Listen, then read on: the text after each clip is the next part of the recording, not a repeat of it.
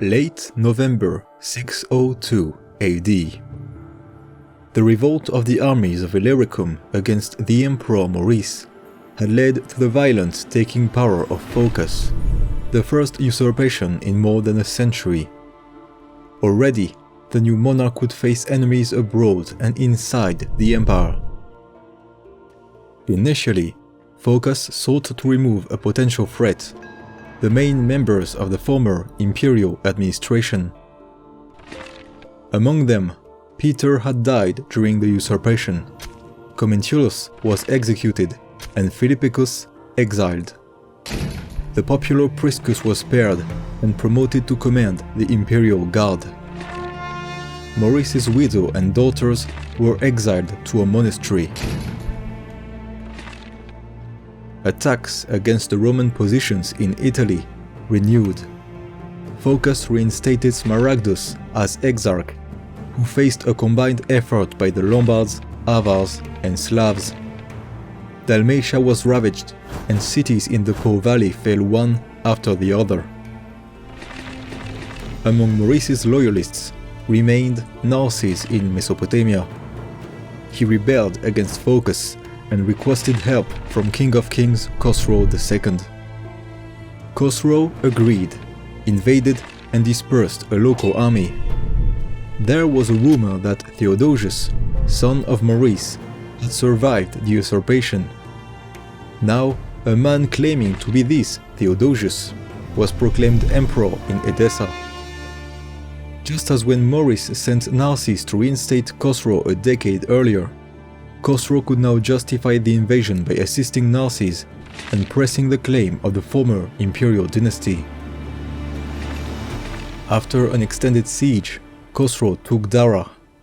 Meanwhile, General Leontius arrived in Mesopotamia and recaptured Edessa. Narses fled, and when offered mercy by Phocas's nephew Domintiolus, he eventually surrendered. Brought to Constantinople, the man was burned alive. Around that time, a conspiracy against Phocas was uncovered. The responsibles were executed, Constantina among them. The death of Narses did not discourage the Sasanians, who defeated General Leontius, soon replaced by Domitiolus. As usual for an emperor facing a Persian invasion, Phocas placated the Avars with a large tribute in order to move troops from Illyricum to Mesopotamia. Slavs, as often, acted independently from their Avar overlords. Thus, Thessalonica endured an attack by one of their raiding parties. Unable to spare resources for the struggling exarch of Ravenna, Phocas made concessions to the Lombards. A truce was concluded between Smaragdus and Agilulf, and extended several times over. After the peaceful interlude that was the reign of Recared, incursions against the province of Spania restarted. Under Witteric, the Visigoths made some gains at the expense of the Romans. In the capital, Priscus married Phocas's daughter, Domentia. With the emperor in his late 50s and having no son, it gave the general an excellent claim to the throne. However, relations between the two men were starting to deteriorate. For the papacy, Phocas elected Pope Bonifacius III, recognizing the religious primacy of Rome over Constantinople, and giving his consent to convert the Pantheon into a church. Not only that, but Phocas enjoyed popularity in Italy as a whole. His policy towards the Lombards had brought peace in the peninsula, and a column dedicated to him was erected in the Eternal City. Phocas's lack of legitimacy meant that his standing was far less secure in Constantinople. There, he dealt with his enemies ruthlessly. This state of affairs pushed Priscus to contact the Exarch of Africa and convince him to revolt. The military defeats against Persia worsened the emperor's position, and Heraclius, controlling a valuable pacified province, with a decently sized army, saw his chance to rise in rebellion. Coins were minted depicting him and his son, also named Heraclius, as consuls. His nephew, Nicetas, was sent east to take Egypt from the loyalists, gathering Berber allies on the way. By now, Khosrow had delegated the war to his generals.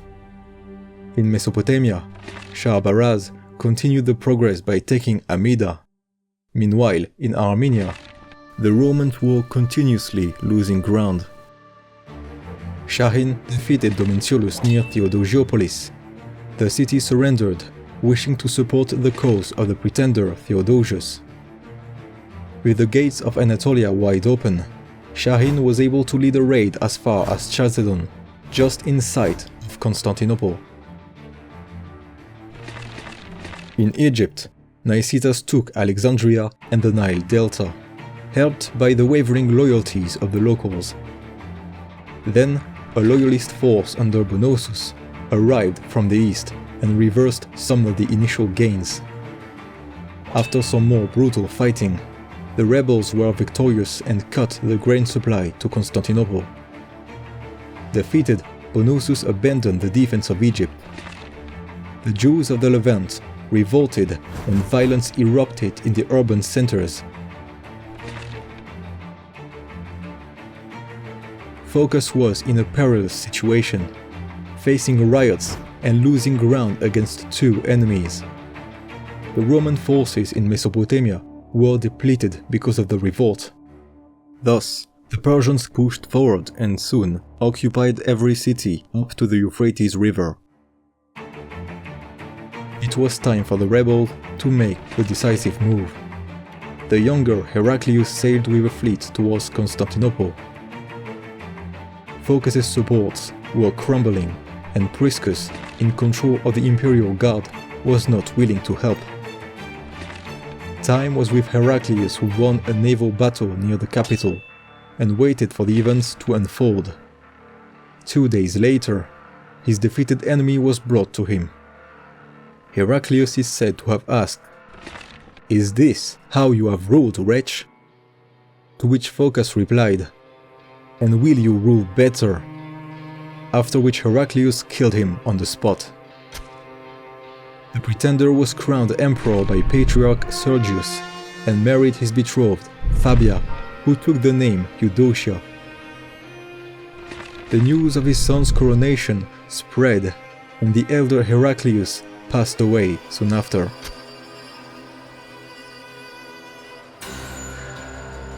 From the front, however, the news was bleak. Sasanian armies poured into Syria. Not only that, but Commentiolus, brother of Phocas, was still alive, commanding troops in Anatolia. Heraclius needed to solve this problem to stabilize his position. Having released Philippicus from Phocas's detention, the emperor sent him to negotiate. Commentiolus imprisoned the man shortly before he himself was murdered, ending this standoff. Heraclius also attempted to open negotiations with the Persians, to no avail. The war turned into a disaster. Antioch and Emesa fell, and now Shahin captured Caesarea. Priscus intervened and besieged the enemy inside the city. At some point, the emperor arrived in person to meet with Priscus. But the latter refused to see the emperor, which outraged Heraclius. Priscus had never been completely reliable in the first place. Thus, when the latter failed to score a decisive victory as Shahin escaped, Heraclius saw an opportunity. He invited Priscus to Constantinople to become the godfather of his newly born son, Heraclius Constantine. Once he arrived, the emperor accused Priscus of treason and publicly humiliated the man before exiling him to a monastery. Heraclius was now free of domestic rivals who he gradually replaced with members of his own family. For now, Philippicus would take the lead of the army to campaign in Armenia. In an effort to alleviate the finances of the war, Heraclius and Patriarch Sergius issued a law to cut costs on the imperial bureaucracy and church staff. This religious legitimacy was needed, and Heraclius consolidated it even more as he reconciled with Bishop Theodore of Sicyon, a former supporter of Phocas. By now, the Empress Eudocia had passed away. For a second marriage, Heraclius made the controversial choice of his niece, Martina. The incestuous nature of this union clearly was unpopular. Patriarch Sergius opposed it, but eventually relented, blessing the new imperial couple.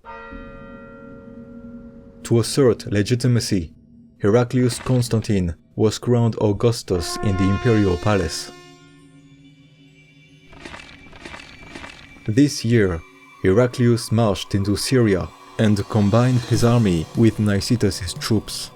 A large battle took place near Antioch, where the Romans met defeat. The Persians looted the city and deported its population. Heraclius and his brother Theodore made a stand in Cilicia. They were once again pushed back as the region fell to the enemy. The land communication with Egypt was severed. Anatolia faced renewed attacks by Shahin. Philippicus attempted to force him to withdraw by counter-invading, without much effect. The old general passed away soon after. Nicetas maintained the resistance in Syria, winning a small victory near Emesa. Ultimately, he was driven back with heavy casualties on both sides. Sharbaraz continued the conquests, facing little resistance, until reaching Jerusalem. There, after a siege in which local Jews assisted the invaders, the defiance of the population was punished.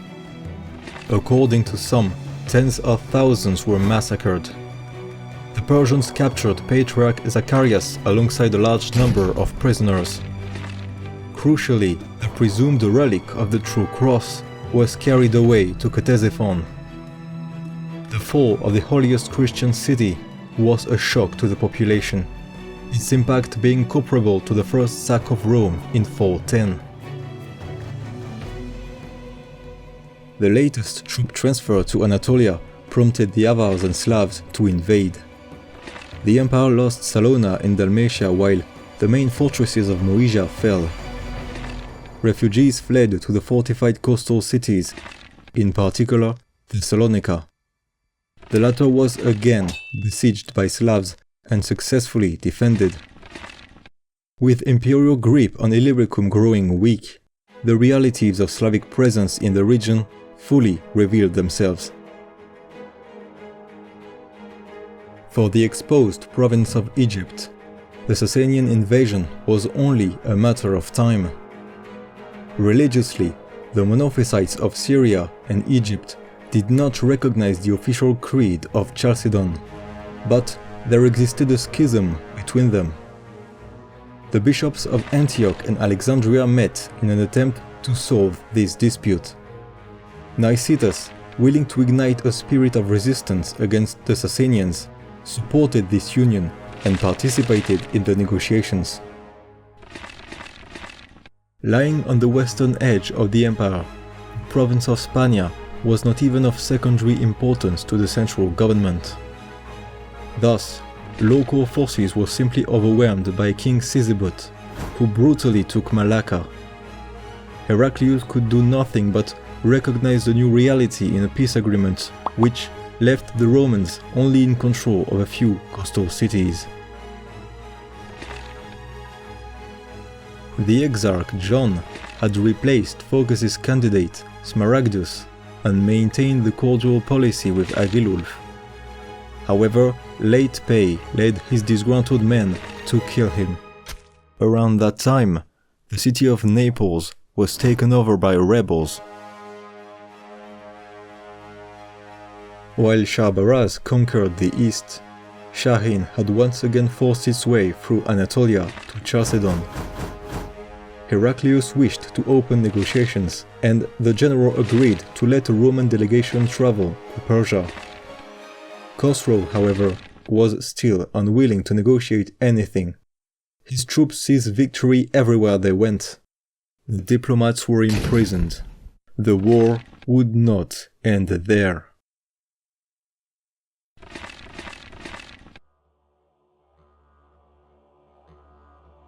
For the Roman Empire, the usurpation of Phocas itself caused an internal instability which was enough to undo his predecessor's efforts.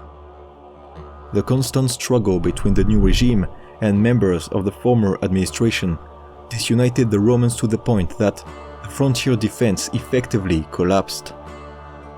Ultimately, the rebellion of Heraclius and his initial defeats turned what was a losing war into a catastrophe.